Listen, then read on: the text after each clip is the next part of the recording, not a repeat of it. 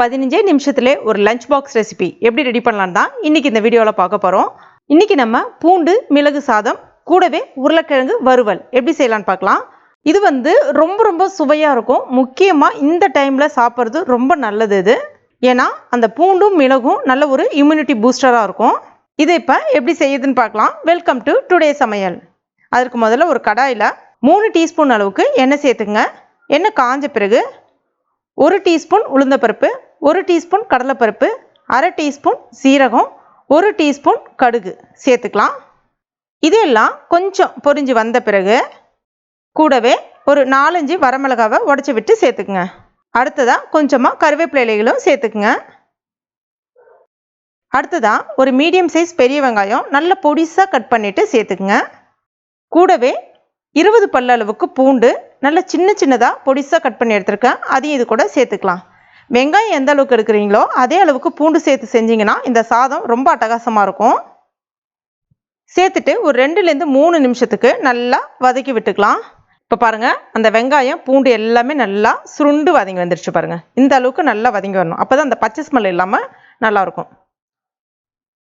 இப்போ இதில் 2 கப் அளவுக்கு சாதம் நல்லா ஆற வச்சுட்டு எடுத்து வச்சுருக்கேன். நீங்கள் பாஸ்மதி அரிசி கூட நீங்கள் பயன்படுத்திக்கலாம். அதாவது பாஸ்மதி அரிசியை வேக வச்சுட்டு சாதமாக நீங்கள் பயன்படுத்திக்கலாம். அதுவும் நல்லாயிருக்கும். சேர்த்துக்கலாம். கூடவே 2 டீஸ்பூன் அளவுக்கு மிளகு பொடி, அதாவது மிளகை மிதமான தீயில் வறுத்துட்டு நல்லா பவுடர் பண்ணி வச்சுருக்கேன். அது சேர்த்துக்கலாம். கூடவே இதற்கு தேவையான அளவுக்கு உப்பு சேர்த்துட்டு எல்லாத்தையும் நல்லா கலந்து விட்டுங்க. மேக்ஸிமம் இந்த மாதிரி சாதம்லாம் இரும்பு கடாயில் செஞ்சிங்கன்னா ரொம்ப அருமையாக அந்த ஃப்ளேவரோட சூப்பராக இருக்கும். நான் இன்றைக்கி இரும்பு கடாயில் தான் செஞ்சுட்டு இருக்கேன். கலந்து விடுறதுக்கும் ரொம்ப அருமையாக இருக்கும். ஒட்டாமல் உதிரியாக சூப்பராக வரும். நீங்கள் சாப்பாட்டு அரிசி எது வேணாலும் பயன்படுத்திக்கலாம். ரொம்ப டேஸ்ட்டாக இருக்கும் இந்த சாதம். அவ்வளோதான், சாதம் ரெடி ஆகிடுச்சு. கொஞ்சமாக கொத்தமல்லிகள் ஃபைனலாக தூவி விட்டுக்குங்க. ஒரு முறை கலந்து விட்டுங்க. இப்போ பாருங்கள், நல்லா உதிரியாக அருமையான மிளகு பூண்டு சாதம் ரெடி ஆகிடுச்சு. ரொம்ப ரொம்ப டேஸ்ட்டாக இருக்கும். அடுத்ததான் நம்ம இதற்கு ஒரு அருமையான சைட் டிஷ் ரெடி பண்ணிடலாம். அதுக்கு முதல்ல ஒரு பாத்திரத்தில் கொஞ்சமாக தண்ணீர் எடுத்துருக்கேன்.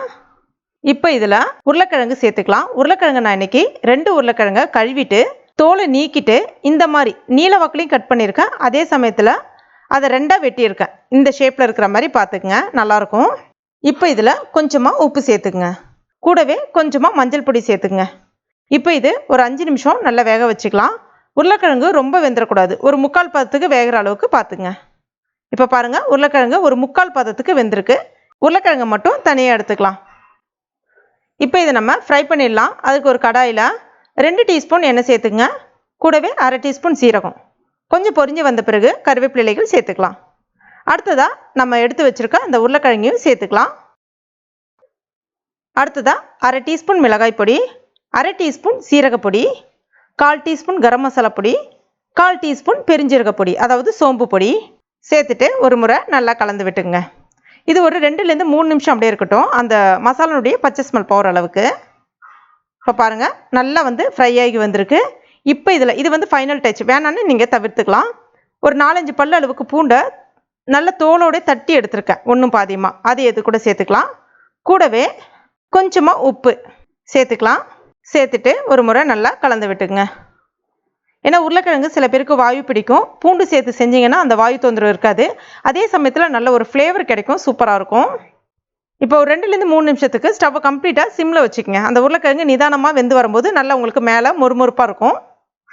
அவ்வளோதான், சூப்பரான உருளைக்கிழங்கு வறுவலும் ரெடி ஆகிடுச்சு. இப்போ நல்லா சூடாக இருக்கக்கூடிய மிளகு பூண்டு சாதம் கூடவே உருளைக்கிழங்கு வறுவல் ரொம்ப ரொம்ப அருமையாக ரெடி ஆகிடுச்சு பாருங்கள். ரொம்ப சிம்பிளான ரெசிபி தான், ஆனால் ரொம்ப டேஸ்ட்டாக இருக்கும். கண்டிப்பாக நீங்கள் உங்கள் வீட்டில் ட்ரை பண்ணி பாருங்கள். ட்ரை பண்ணிவிட்டு மறக்காமல் எனக்கு கமெண்ட் பண்ணுங்கள். இந்த வீடியோ பிடிச்சிருந்தா லைக் பண்ணுங்கள். உங்கள் நண்பர்கள் மற்றும் ஃபேமிலி மெம்பர்ஸ் கூடயும் மறக்காமல் ஷேர் பண்ணிங்க. மேலும் இது போன்ற டேஸ்டி ரெசிபிகளுக்கு நம்ம டுடே சமையல் இது வரைக்கும் நீங்கள் சப்ஸ்கிரைப் பண்ணாத நண்பர்களாக இருந்தீங்கன்னா உடனே சப்ஸ்கிரைப் பண்ணிங்க. கூடவே மறக்காமல் அந்த பெல் நோட்டிஃபிகேஷன் சிம்பிளை ப்ரெஸ் பண்ணிங்க. தேங்க்யூ.